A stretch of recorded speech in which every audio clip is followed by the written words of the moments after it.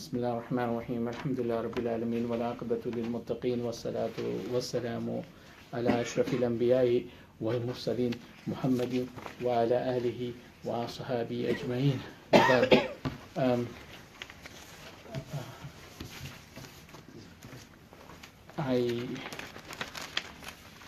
The brothers who have received yesterday, last week, they can. Wa alaikum salam wa rahmatullah. Those brothers who have received it, this, they can still use it, inshallah. Bismillah, alhamdulillah, wal aqibatu lil muttaqin, was salatu was salamu ala ashrafil anbiya'i wal mursalin, Muhammadin wa ala alihi wa ashabihi ajma'in wa ba'd. I'll just get this a bit more moved away from me. Yeah. As we did last week, we were talking about Maqāsid al-Sharia. So it's important for me to recap, and by recapping, I'm pretty sure that it will be very clear to us, clear in terms of the fact that sometimes we need a small recap, and it becomes a bit more clearer in our perspective and minds that what we were talking about last week. Last week we started by mentioning what is known as Ta'rif Lughawi, that is linguistic definition. Yes? And I did mention that it is important that whenever we start anything, we should go into what is known as Ta'rif Lughawi. And what does Ta'rif Lughawi really do is that it helps us understand Ta'rif Istilahi. Ta'rif Lughawi in reality, it means linguistic definition. And Ta'rif Istilahi, it means the technical definition. And many times, sometimes there is that correspondence, that is that interrelationship between the linguistic as well as technical definition. So in that way, it is easier to understand the technical definition because the linguistic definition has helped you to an extent, to a percentage, to understand it. And also many a times what happens is that there might be a slight differentiation between the linguistic definition as well as the technical definition.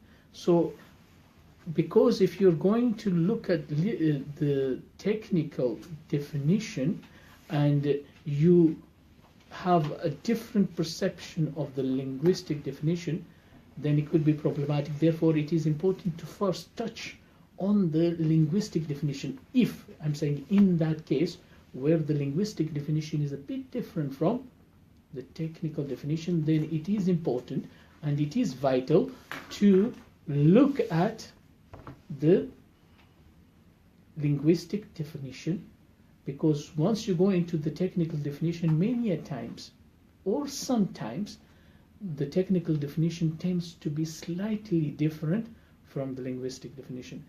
But in all cases, it does help you understand. It does help you understand, the technical definition. So linguistic definition is important, yes? And many times we know linguistically many words, so sometimes we tend to create a kind of connection in our minds between, somebody says, did you know what is Maqāsid Sharia? Because you've already read the word Maqāsid in the dictionary. Sharia, you know it to an extent, so you will say, it means objectives of Sharia. So it gives you so the linguistic definition sometimes gives you a kind of indication. So it is important and vital to go first into a linguistic definition, then into a technical definition. And I did mention that regarding linguistic definition, there are many meanings of the word Maqāsid. Yes, Maqāsid is what is known as Ismul Makan, the noun of a place. Ismul Dharf al-Makani or Ism al-Makan. It is the name of a place. Maqsid, a place of qasd, in Arabic. And It can also be read as al-maqsad with fatha on sad. When there is fatha on sad, then this is known as what we call masdar mimi. It is a root word, or it is the source word, and that root word in reality denotes what the word means. It's like going back to original meaning. So it could be either maqsid. When it's maqsid, it's ismul makan, and when it is maqsad, it is masdar mimi. Anyway, these are some. This will help those people who understand the language.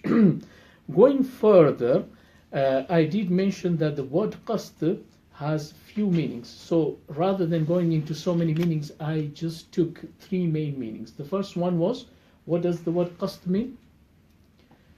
Because the word maqāsid comes, it is the plural of maqsad or maqsid, and the word maqsid, even maqsad, its root word is qasd. So qasd has a few meanings, and the first meaning of qasd was, if you can remember, what did I say the first meaning of qasd? The first meaning of qasd was to go to something, isn't it? The first meaning, to go to something, to go to an objective, to aim at something, yes? To turn towards something, to go towards that thing, yes? Yes? To go to a destination, to go to something, to head to something, yeah, to head to something, to aim at something, yes. So that is the first meaning of qasd, yes. The second meaning of qasd, what was it? The second, the straightness of path, yes, qasdus sabil, yes. The third meaning of qasd was Moderation. moderation, justice, yes, balanced approach, yes. So the second meaning of qasd is balanced approach, yes.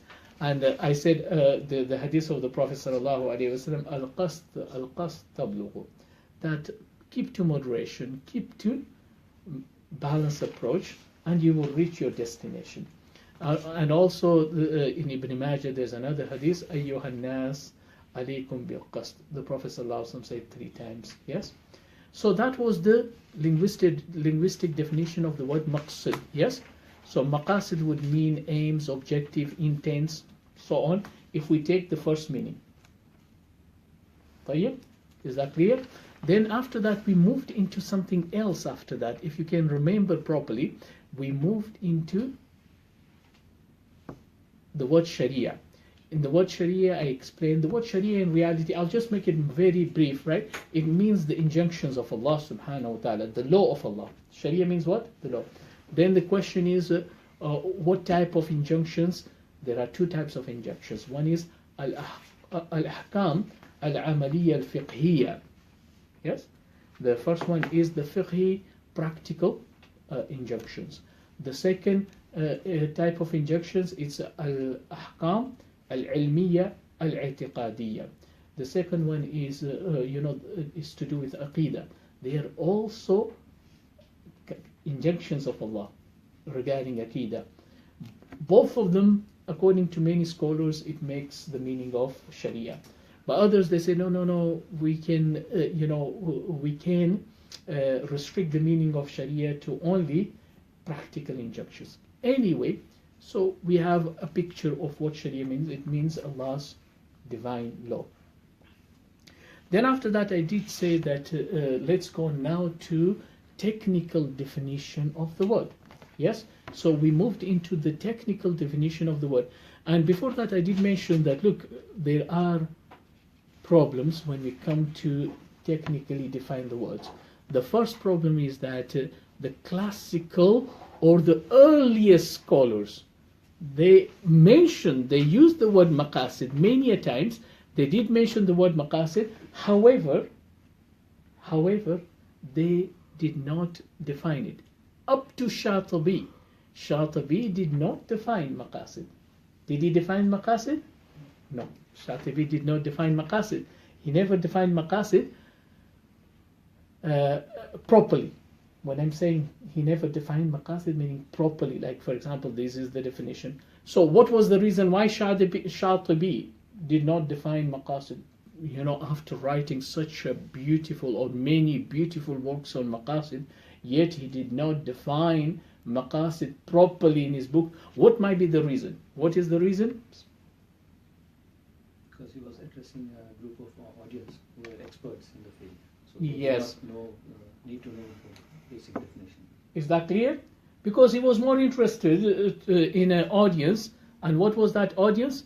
Of experts. And many a times, say for example, a medical expert, when he's writing a book, yes, and he's writing to the experts, he will not define. And the reason why he will not define is for the fact that he believes that those people that will be reading it are already experts, and there's no need to define. They will say, what's the point of defining? Yes, he's just wasting his ink. Yes. So for that reason, what happens is that sometimes experts do not define. But some experts, they think it's important to define. The reason being is that just to refresh. They're writing to a body of experts, but just as a refreshment. But before Shatibi, we are talking about more centuries that went before him. Yes, Shatibi is somewhere in the middle. Yes, but before that, still the scholars used to use Maqāsid, but they never define why. I've not mentioned that, but hopefully I believe that you will be able to underpin that meaning. What might be the reason? Sorry, I have to move this a bit this way. What might be the reason that you think that the scholars did not define, why did the early scholars never bother to define Maqāsid before Shatibi? What might be the reason? Is it because they were already using this word and they were all accustomed to the meaning of it? There was no confusion. There was no confusion, okay? And they were accustomed to the word. Anyone else? Why? They were using the word, but they weren't defining Maqāsid. Okay. I opened a book and I was reading Maqāsid Sharia in the Imam Ibn Taymiyyah rahimahullah, written by Yusuf Ahmad Muhammad al-Badawi. And he said in that book, he said, أن صدر الأمة كانوا لا يتكلفون الحدود. لم يكونوا يتكلفون ذكر الحدود والإطالة فيها. He said that the first portion of the Ummah, meaning the first part of the Ummah, meaning the earliest generations of the Ummah, they did not bother to define many words and also to enter into further elucidation and lengthy writings concerning the definitions. Why? He says, لأن المعاني كانت عندهم واضحة, because the meanings for them were completely clear. They were crystal clear. The meaning were clear, therefore they thought there was no need to define, because they knew the meaning. When you know the meaning, why should you define it? Yes. So for example, biology, the meaning, it's a study concerning living organisms. So why should you define? So why? They knew the meanings. He went further, he says, he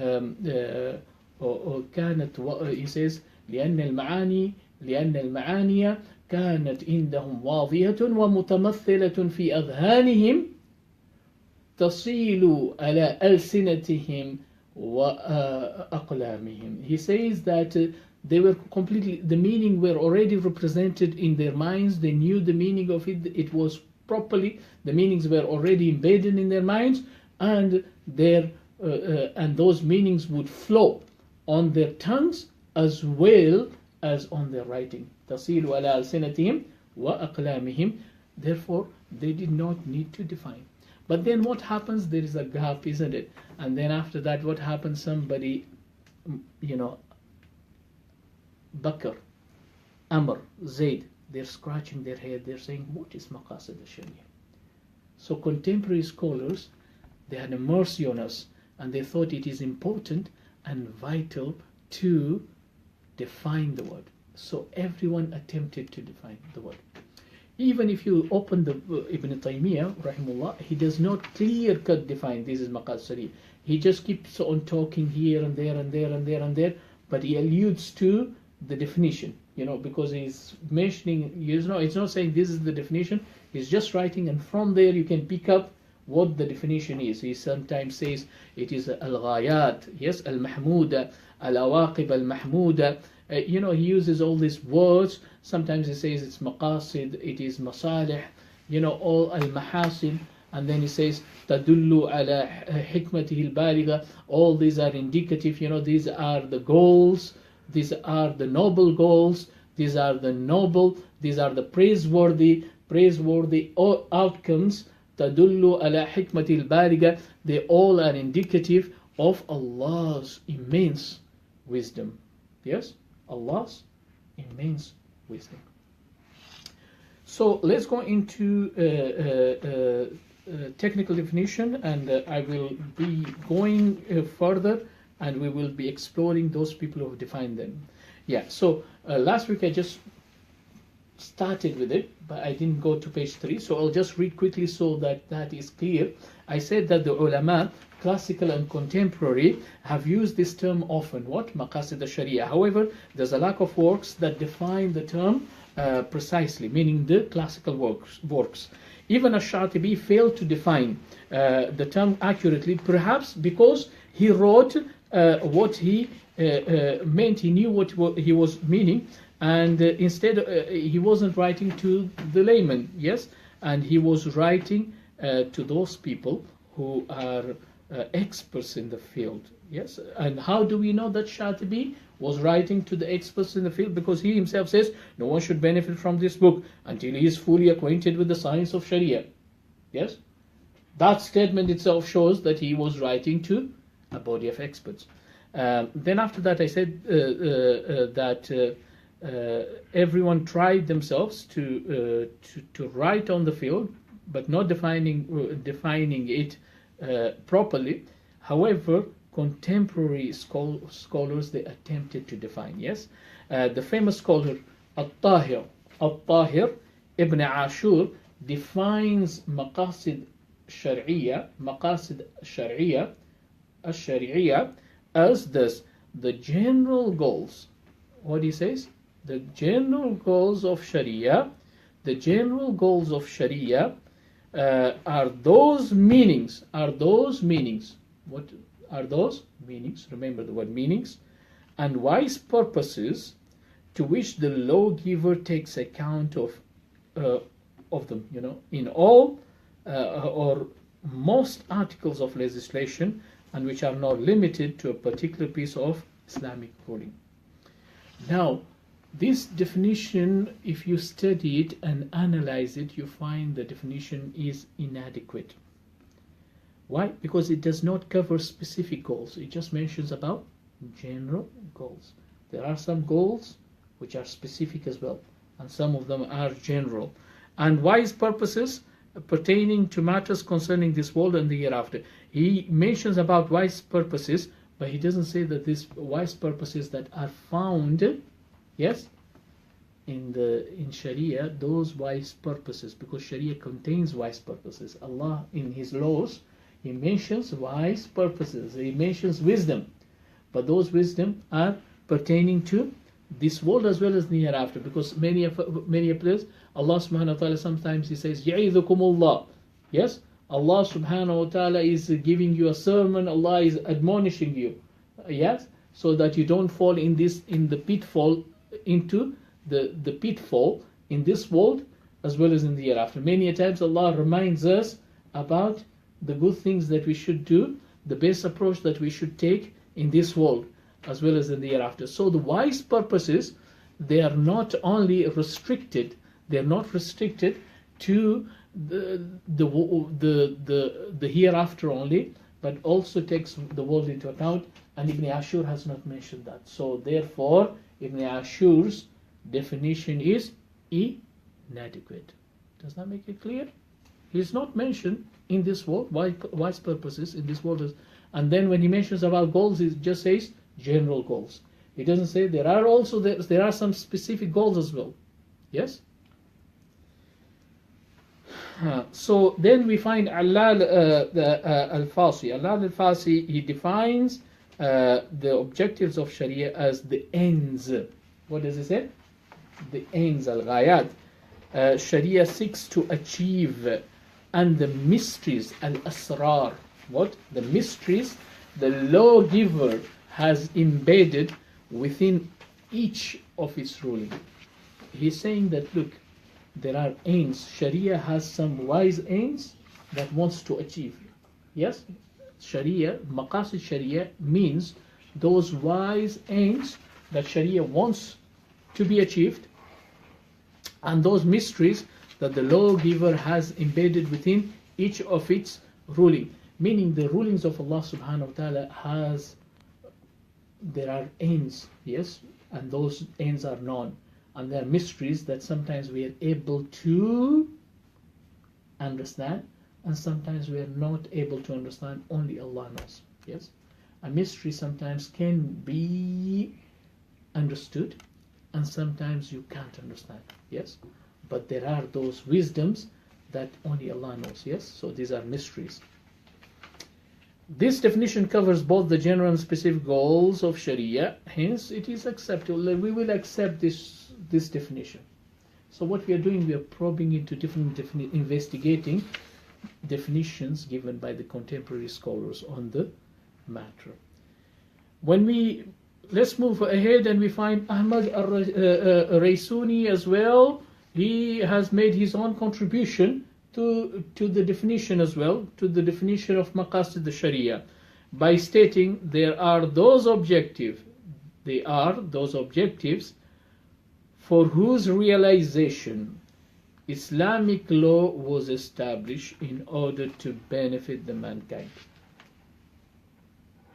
Did you understand? So he's saying they are those objectives. Maqāsid, obviously, objectives. They are those objectives for whose realization you want these objectives to realize, to come into, because whenever there is a law, there is an objective behind the law. Wherever there is a law, there is an objective, isn't it? If they say here, let's take the laws of Allah aside just now. Let's say somebody says, traffic code, part of the traffic code, or there are some regulations, isn't it? Amongst the regulations, they say, do not drink and drive. And if you're caught drinking and driving, what will happen?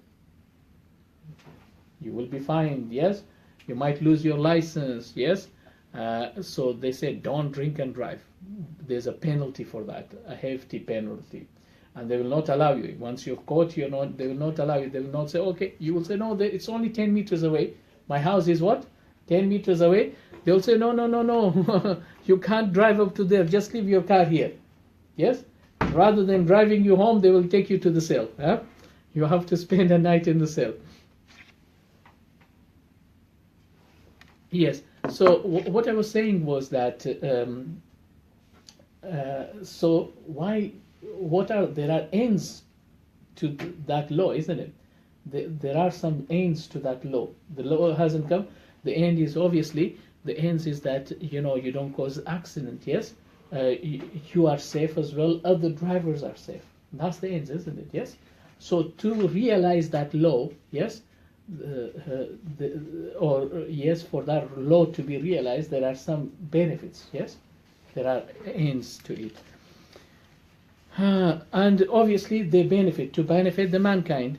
Moving on, this definition resembles the one defined by Al-Fasi, apart from the fact that the latter did not bother to add specific objectives. Yes, but obviously, I mean, if we did not add specific objectives, and if you just leave it, yes, we're saying, if you just leave it like that, it can also, the general itself it's generality.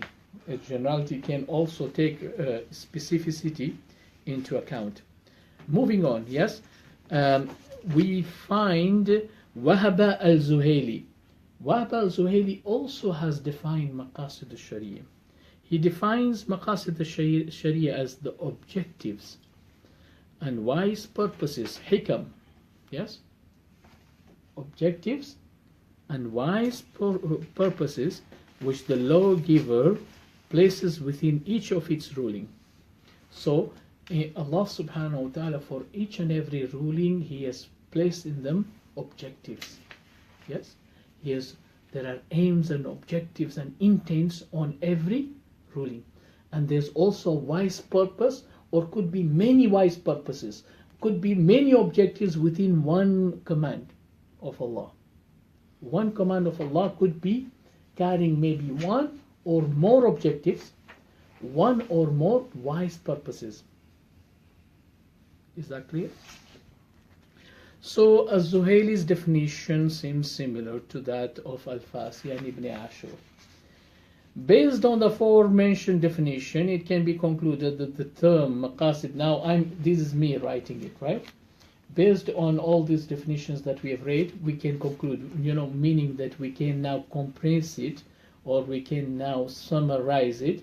We can conclude that Maqāsid Sharia implies those meanings, yes, wise purposes and legal reasons. Meanings, al-ma'ani. Wise purposes, hikam. And legal reasons, al-ilal. These words, all of them have to be explained, and I will explain them as we go along. Whether general or specific, whether those are general or specific, which the lawgiver has taken into account before legislating different types of injunctions in order to bring about benefits to the mankind in the world, in this world and the hereafter. So this definition is like all inclusive. It takes all other definitions, because everyone has defined, it takes all definitions into account. Does it now make clear? Now here I've mentioned those meanings. The word meanings is al-ma'ani in Arabic. Yes? So we are saying Maqāsid Sharia implies first al-ma'ani. They imply what? Al-ma'ani. This term is important. The word al-ma'ani is what? Important. Why? This word has been commonly used by many scholars, particularly early scholars, to mean legal reasons. The classical or earliest scholars, whenever they used to use the word al-ma'ani, they used to mean what? Ilal. Legal reasons, illa, in the beginning. So, but the word itself is a bit more comprehensive. It's more comprehensive than ilal. Remember this. We will explain that as we go along.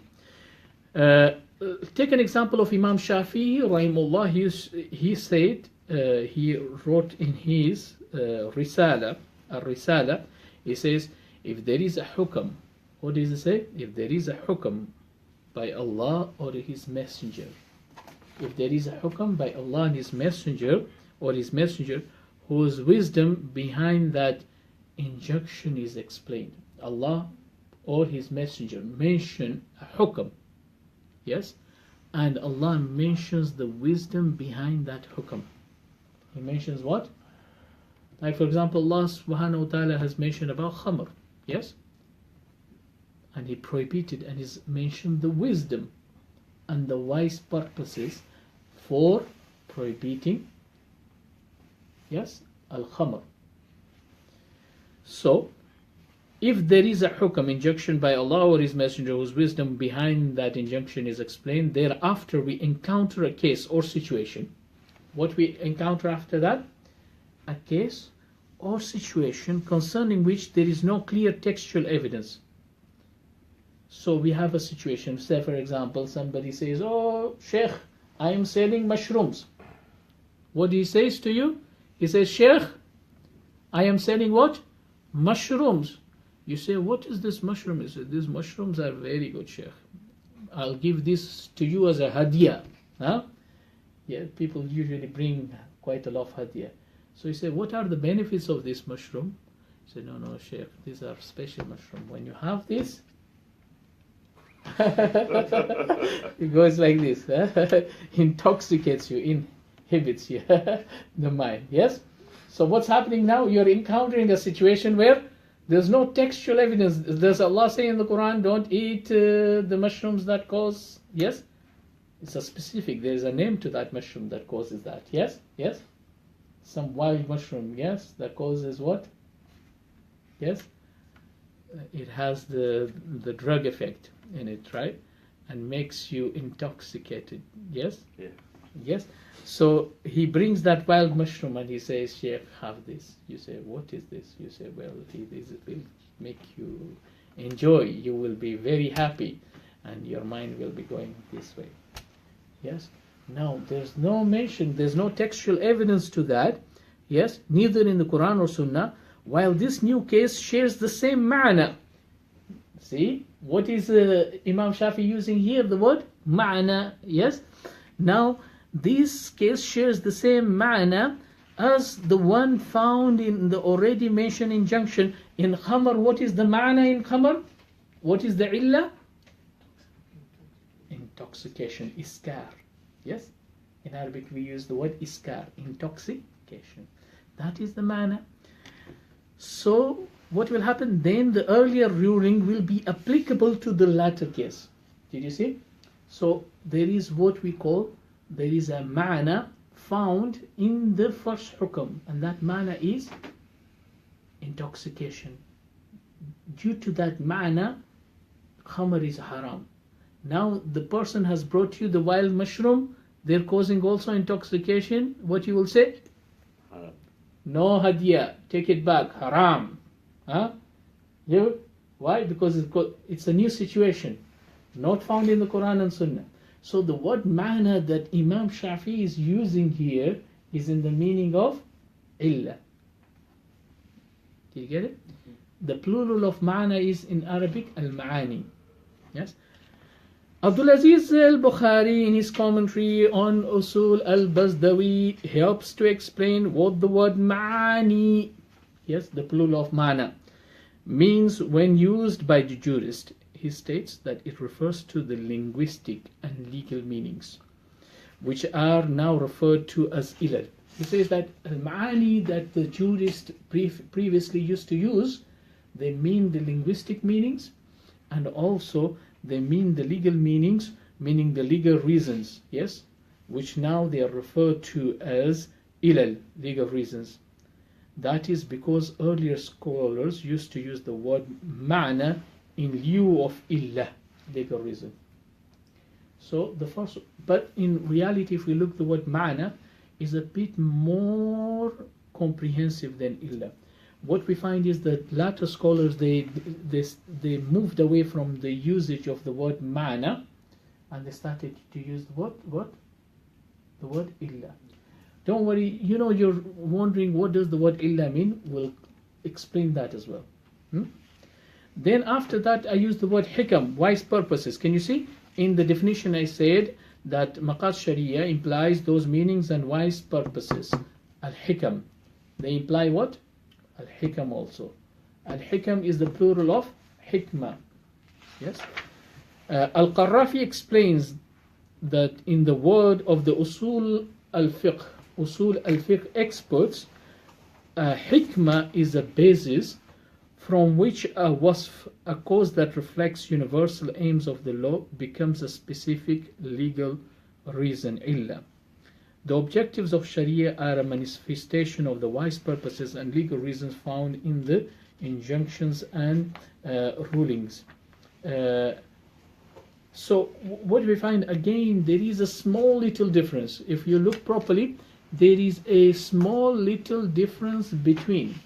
There's a small little difference. This is something to remember. There's a small little difference between illah and hikmah. Yes? Al-illah, it's al-wasf al-zahir. It is, when we talk about illah, it is in reality, it's a more apparent descriptor. Yes? Descriptor. We know very well because Allah has mentioned. Hikmah it can be what we call amr khafi. Wisdom could be something like, for example, I will give you an example.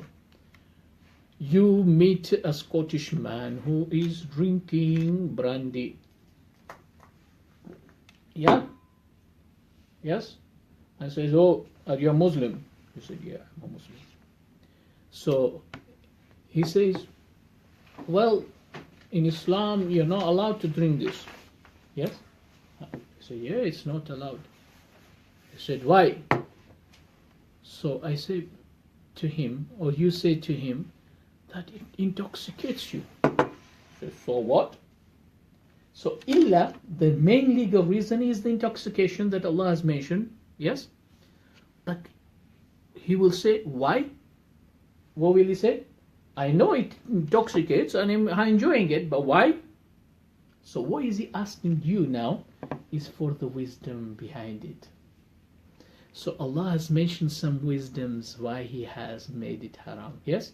Allah says, yes, مِنْهَا مَلِ الشَّيْطَانِ فَاشْتَنِبُوا. It is amongst the handiworks of shaitan. Stay away from it. Yes? And what does it do? It prevents you from dhikrullah, ikamus salah. Yes? And creates what? Enmity between you. All these things that Allah is mentioning are what? Hikam. They are what? Wise purposes in making it haram. They are not illa. Yes?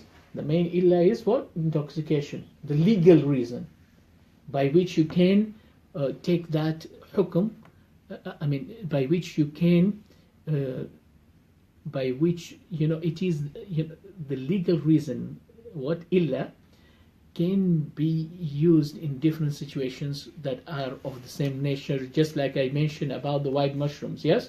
Or forget about white mushrooms, somebody brings, yes, hubub. You know hubub? Tablets, yeah? I said, Sheikh, these are very nice tablets. So you say, what is this? He says, well, these tablets are very good for you. They give you that. I said, astaghfirullah. Huh? Somebody came last week. I don't want to mention the name. He said, first and foremost, he comes and he prays salah. And he's thinking, how should I ask the masala to Imam Sahib? Yes? How should I ask the masala? So whilst he's praying 3 rak'ah of Maghrib, he came late, he ended up praying 4 because he was thinking and formulating his inquiry. Yes? Masala, how to ask. So he ended up, so then after that he says, oh, I want you to ask a masala. Now, masala, due to the masala, new masala came. Due to this masala that I was going to ask, a new masala has already come. And that is that I'm mixed up now. How many rakats I've ended up praying? Oh, I've read 4.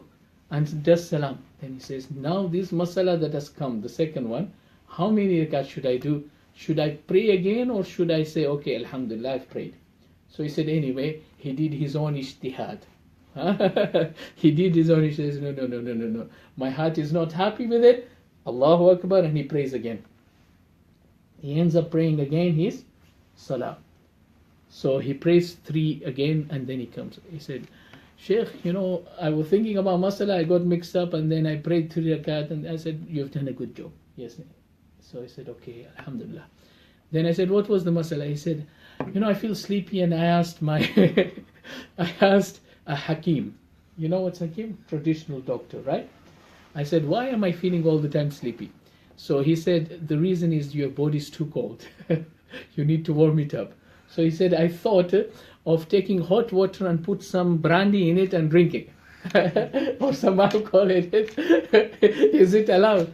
And he's already asked somebody else here in the mosque, another imam, right? And he had about 1 hour or 2 hours discussion with him just to try to get this sorted out, right? So he said, if I put alcohol in it, so,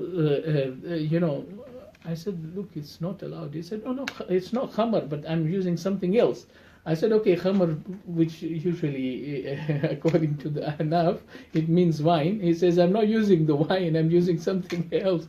And he said, I will not be taking enough to cause me intoxication, but will heat up the body. I said, brother, just stay away from it. Ma yuaddi lil haram fawara. I said, kullu muskir haram. Everything that intoxicates. He said, but will not reach there. He thinks it's nabid. Yeah, up to... I said, brother, no.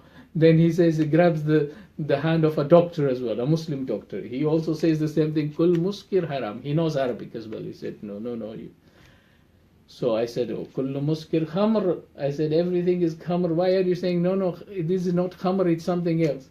I said, now, is this clear to you?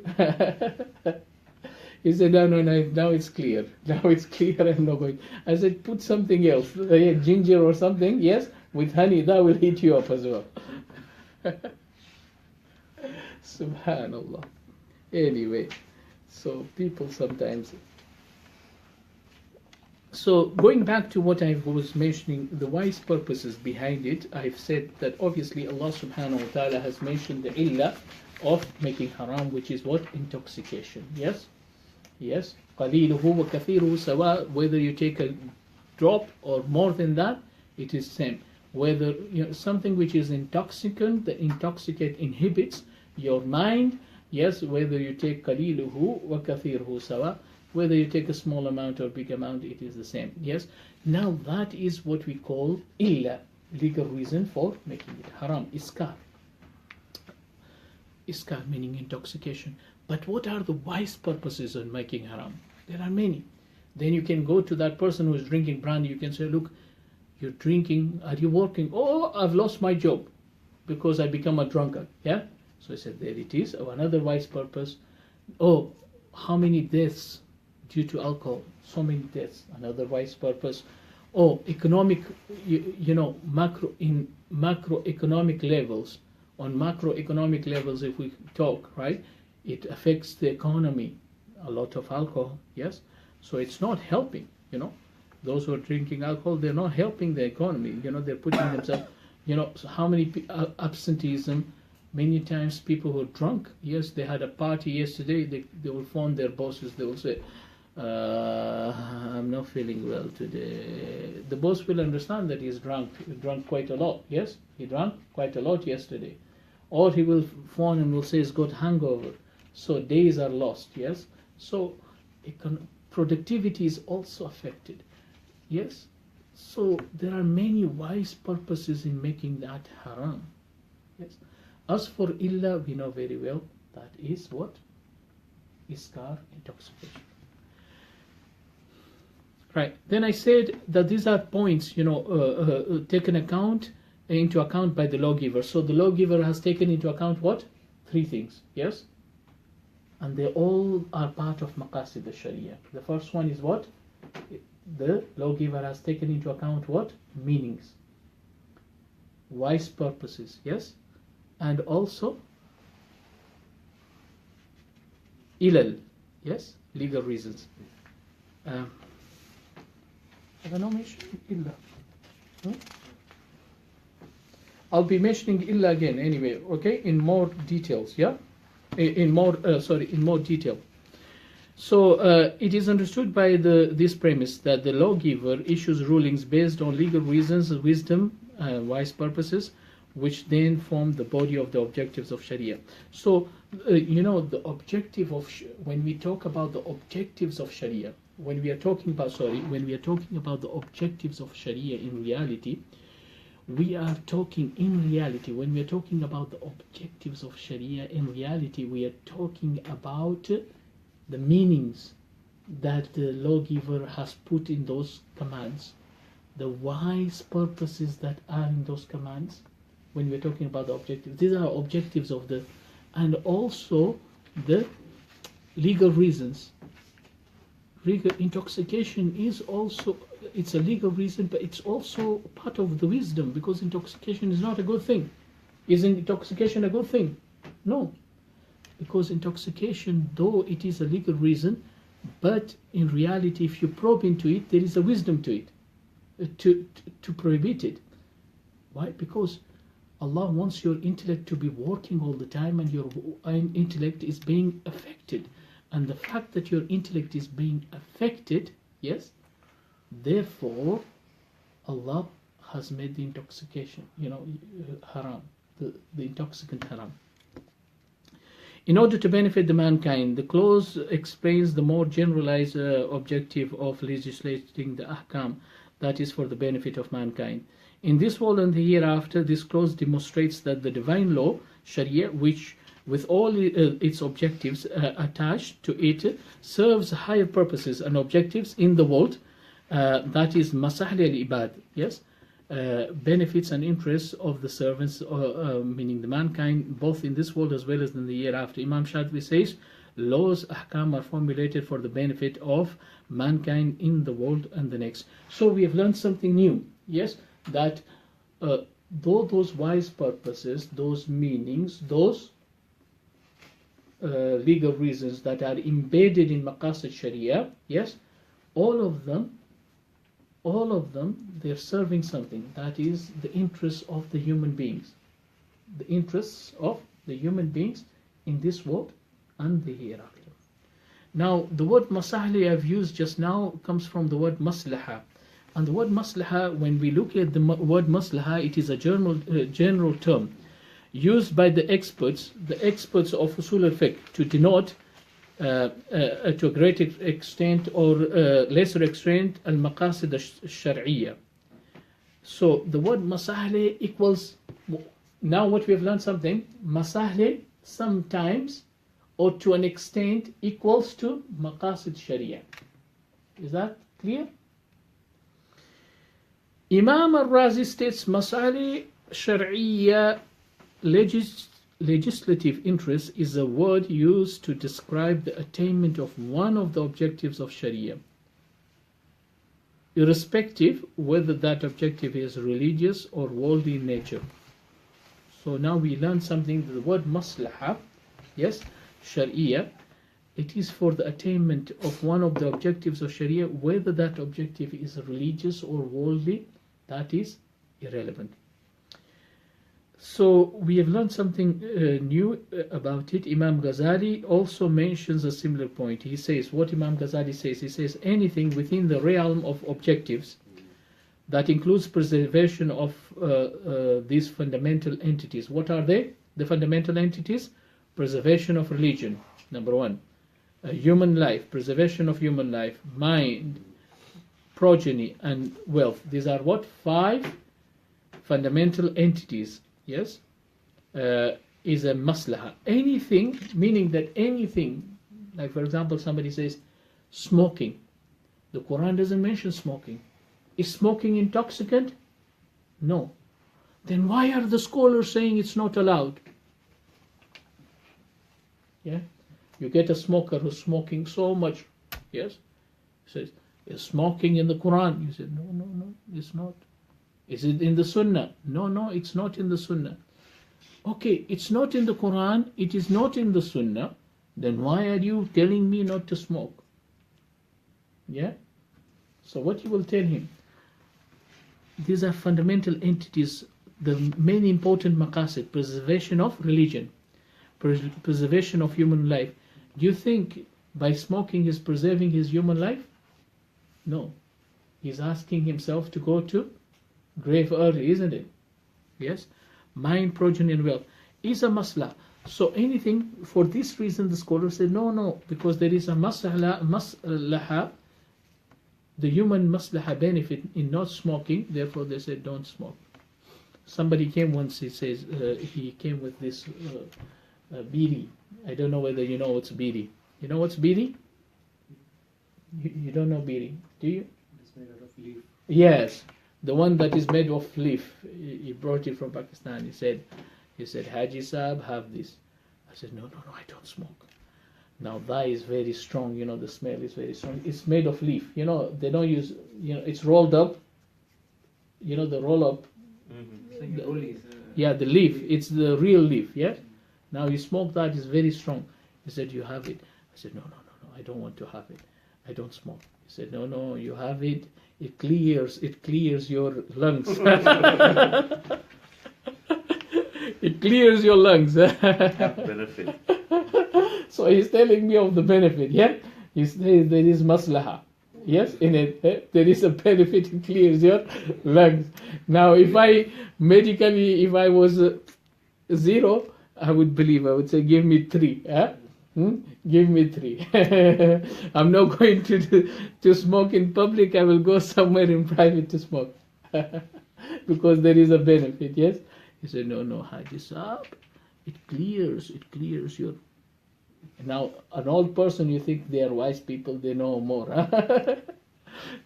So I said, no, there is no maslaha in it, there is mafsada, so I don't want it. It won't clear it, it will do the opposite. You've never smoked and you want to smoke? No, I said. That was a while back anyway.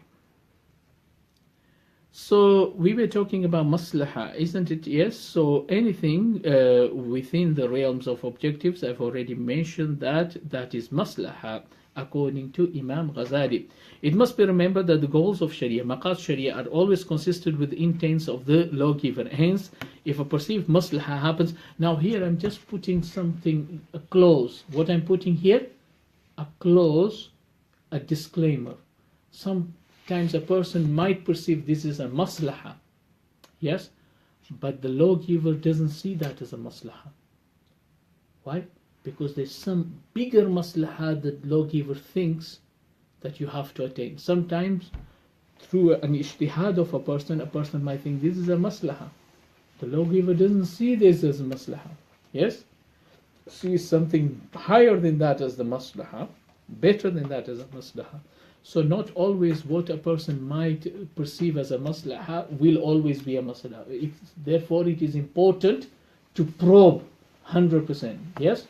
Here, look, the old man is thinking, no, this clears your lungs. So he thinks it's a maslaha because he thinks like this. Somebody might have told him before.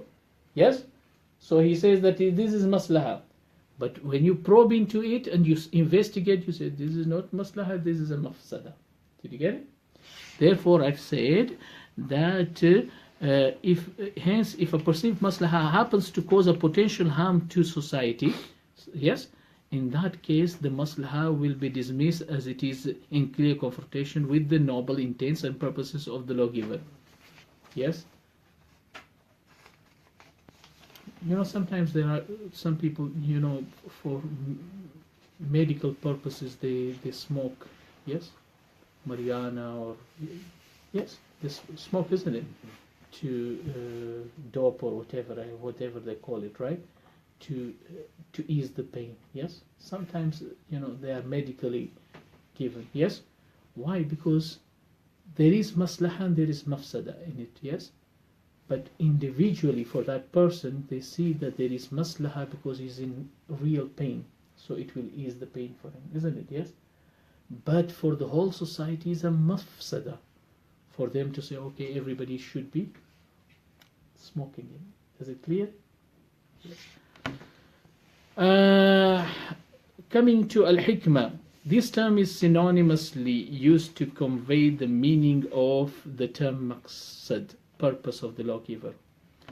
The word hikmah and like if I say, what is the hikmah behind it? Can you understand? If somebody says what he says? He says to you what? Like for example, the guy who was drinking the brandy. You say, Allah has made it haram, the legal reason is intoxication. So I know that. I'm already intoxicated. Yes? So why is he made it haram? He's asking you. Yeah, he's half like drunk. Why is he made it haram? So you will say the hikmah behind it. What will you say to him? The hikmah behind it. Now you'll mention about 3-4 hikmah, isn't it? The hikmah behind it is that that this can break families because you will go home and beat your wife up. Yes? Yes? The hikmah behind it is that it will cause problems with your friends. Yes? Yes? That's why there's pub brawls. Have you heard of pub brawls? Yeah? They end up fighting with each other. Yes? The hikmah behind it, then tomorrow what will happen? Your nose bleeding, then you say, oh, he punched me. Now he's not my friend. Well, because you were drunk, you might have said something to him, he punched you, right? Right? What did you say? Oh, I can't remember. I was drunk. So now it's, Allah says in the Quran, the hikmah behind it, it could causes enmity, isn't it? You go home and he's banging the house and this and that. The children say, Dad, go quiet. Yes, he's drunk. And they bang. Yes, he slaps the son. The son says, that's it, finish. I don't want to stay here anymore.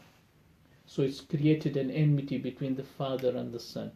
Yes, Allah says in the Quran. Yes, so you mentioned the hikmah behind it. So if somebody turns around, instead of asking you what is the hikmah behind it, he says, what is the maqsad behind it? What he says? What is the maqsad behind it? What is the purpose? Hikmah and purpose, they are like synonymous, aren't they? So in other words, maqāsid and hikam, wise purposes, they are to an extent synonymous to each other. Does that make it sense? Inshallah, when you have time tomorrow, whilst you are having a cup of tea, you can look further into this, yes? Going further, this is the same as saying, what is the hikmah, wisdom behind legislating this injunction? Yes, they both mean the same. Yes, if somebody says, what is the purpose, maqsid, of the lawgiver in legislating this injunction? Like that drunkard who is drinking brandy, he says, what is the maqsad? What is the purpose behind it? Yes, it is just as saying, what is the hikmah behind legislating this injunction? So what it is two sides of the same coin. They both mean the same. It is worth noting that jurists use hikmah more often in their writings instead of maqasid. Remember one thing, the jurists, when they're writing in their books, they write the word hikmah more than the word maqasid. Right?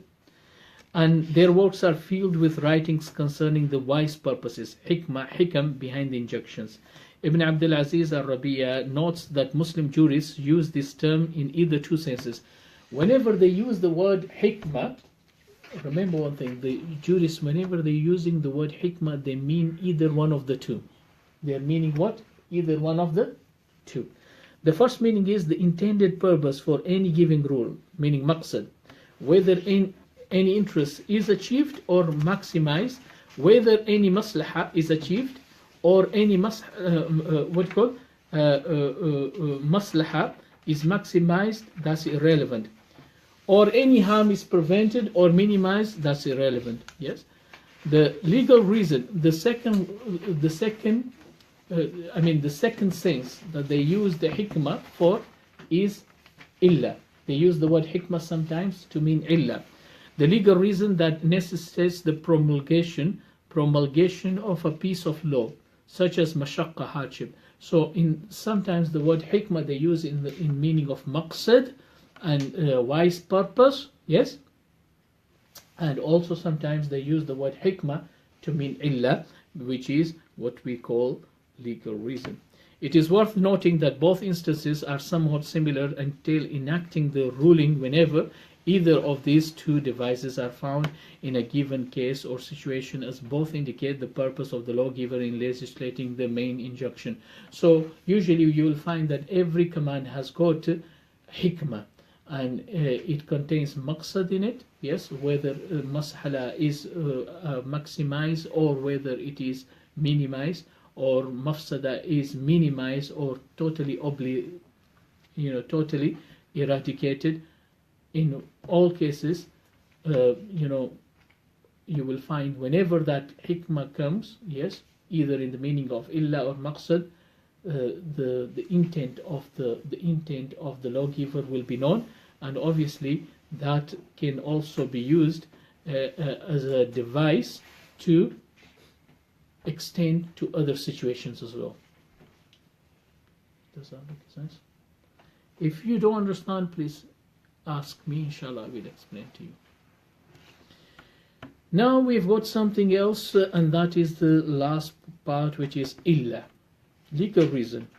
This term in many earlier occasions of history, meaning that in the beginning, in the history, we find the word illa has been used synonymous to mean hikmah.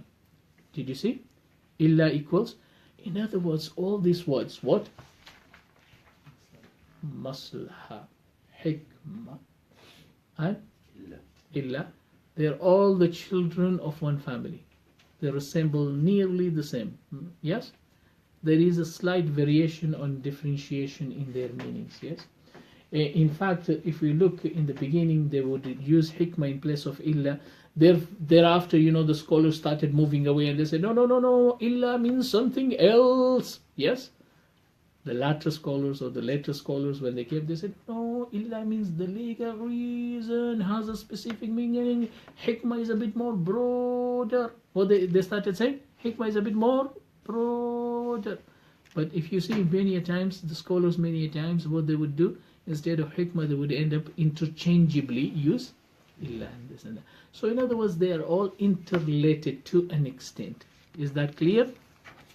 So illa, this term, in many earlier occasions of history has been used synonymous to mean hikmah, a wise purpose. However, over time, it started holding a more specific meaning. What? The word illa. That is the visible occasion. What it became? The visible occasion, legal reason for promulgation of a ruling in which there is a benefit for mankind. Look, I'll tell you one thing. Look, khamr is what? Haram. Why is it haram? Yes? Why is it haram? Intoxicates. Yes? So that is the legal reason. Illa. Is that right? Yes? That's the legal reason. But what else? Somebody says what? What else? Why is it more haram? So you start scratching your head. Oh, I can remember that day Sheikh gave a dars and gave a talk, and he said, oh, it can cause illnesses later on in your life. Yes? And also, it can cause accidents. Yes? So these are hikmah. Yes? Do you understand me? Yeah. These are all hikam.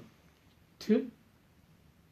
That, yes? So illa is clear cut. Yes? It is what? A wasf for that. Hikmah, sometimes you have to scratch your head to think, or go and look for other verses in the Quran to get the meaning of it. Yes? You will go and then say, well, you will say, إِنَّمَا الْخَمْرُ وَالْمَيْسِرُ وَالْأَنْصَابُ وَالْأَزْلَامُ رِجْسٌ مِنْ عَمَلِ الشَّيْطَانِ فَاجْتَنِبُوهُ. Yes, stay away from them, لَعَلَّكُمْ تُفْلِحُونَ. Yes, with them, shaitan wants to create what? Enmity between, it creates enmity, isn't it? People end up fighting and break up because of that. Yes, and also it prevents you from worshipping Allah. Yes, all these are what? And prevents you from dhikr of Allah, which is very important. Yes, and establishing salah. How can you establish salah when you're drunk? You can't. Very hard. And if you're an imam, very hard. I mentioned last week that this imam, he ended up eating what? Can you remember? Fruit salad, which was left for hours and hours in a hot country. Now a fruit salad which is left for hours and hours outside, yes, inside the masjid, I don't know who left it there, right? Somebody left it and the imam ended up eating. Now he's praying Alhamdulillah, and he's already reached Qul A'udhu bi Rabbin Nas. And from there he's already gone to America. From America he's gone down to South Africa. Then all of a sudden he's in Japan. So he's not in one place, he's all the time moving around because of the fact that it's preventing him from establishing salah, isn't it? People behind there laughing. They're like, what's happening here? Huh? What's happened to the imam? And the imam doesn't know. He's just reading Qul A'udhu bi Rabbin Nas wal Falaq. Everything is putting everything together. Yes.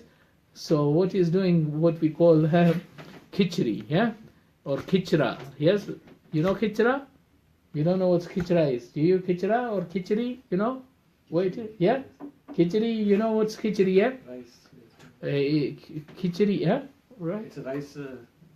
Huh? Based on rice. It's all the lentils put together, isn't it? Yes? All the lentils put together, and whether you put rice or whatever, right? And it's all a mix up, yes? Halim, all mixed up, yes? So you don't know what's happening here, yes? So there are, so illa is more clearer. Hikmah, you have to probe into it, you have to, yes, go through a process of induction and exploration and investigation, and sometimes it might not be mentioned there. You have to try to work out. Is that clear? Or you have to look in the Sunnah or whatever to find out. So we were talking about illa, isn't it? Yes. So illa is the visible occasion, meaning the legal reason for promulgation. Okay. Scholars sometimes use another word. This is last, inshallah, and we'll finish now. They use a word called munasib. Munasib means appropriate, yes, or munasaba, yes. Al-wasf al-munasib. Also in describing the objectives of Sharia, yes, wherein al-munasaba, appropriateness becomes a vehicle for identifying and thereafter justifying a ruling. Imam Shamsuddin al-Isfahani describes it by stating al-munasaba, meaning appropriateness, means that a legal reason demands the activation of a ruling whose intent is to bring about benefit or repel harm in a particular situation. In his annotation on Jamul Jawami, Imam al-Attar, yes, he states the word appropriate, al-munasib, refers to the wisdom reflected in the illah. Did you get it? Like, for example, intoxication is what? We say intoxication is what? Is illah. So what is the wisdom of that intoxication being haram? Yes? So what we are probing into is what is known as munasib or hikmah. We are probing into hikmah, but in reality that probing into the illah, that poking and trying to find out more about the illah, yes, that in reality is also known as munasib. So they are all interrelated words. Yes. So the word al-munasib appropriately refers to the wisdom reflected in the illah, referred to before as the purpose of the lawgiver. So what we find? Illah, munasib, maqsid, which is from Maqāsid, hikam, they are all linked together. And we can even say that Maqāsid Sharia takes all these meanings. Huh? Maqāsid Sharia is like it is the mother bird, yes, taking all the little siblings and all the little chicks. Yes, it is the chicken that has taken all the chicks under her wings. Is that clear? Yes. Conclusively, one can summarize from the explanation concerning the above-mentioned terms that these terms are, to some or greater extent, interrelated. Is that right? If you have any, question mark on that, or if you oppose to that, you can say that. Even if each one of them may possess a standalone meaning, and though historically they have overlapped, nonetheless they all form a corpus of what we call Maqāsid al-Sharia. So hikam, ilal, munasib, munasaba, yes? All these words, they make the corpus of Maqāsid al-Sharia.